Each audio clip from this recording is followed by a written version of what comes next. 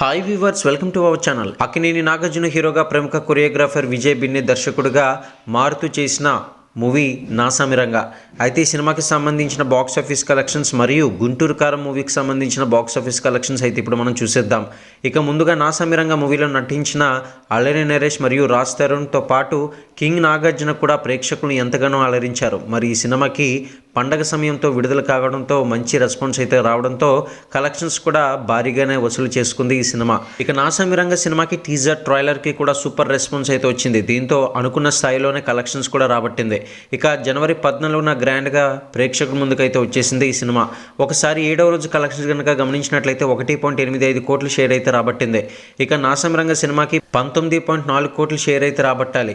7 రోజుల్లో break even అందుకుంది అని చెప్పుకోవచ్చు. ఇక మహేష్ బాబు చేసిన గుంటూరు కారం సినిమా వివరాల్లోకి వెళ్ళినట్లయితే జనవరి 12న రిలీజ్ అయిన ఈ సినిమాకి మిక్స్డ్ టాక్ అయితే వచ్చింది. అయినప్పటికీ కూడా కలెక్షన్స్ పరంగా మాత్రం బాగానే వసూలు చేసుకుంది. ఇక ఈ సినిమా 9వ రోజు కలెక్షన్స్ కనుక చూసుకున్నట్లయితే వరల్డ్ వైడ్గా 8 కోట్లు అయితే రాబట్టింది. ఇక గుంటూరు కారం సినిమాకి 130.4 కోట్ల థియేట్రికల్ బిజినెస్ అయితే జరిగింది. ఈ మూవీ బ్రేక్ ఈవెన్ కావాలి అంటే 131 కోట్ల షేర్ అయితే రాబట్టాల్సి ఉంటుంది. ఇక 9 రోజులు పూర్తయ్యేసరికి 100 కోట్ల పైగానే షేర్ అయితే రాబట్టింది గుంటూరు కారం సినిమా.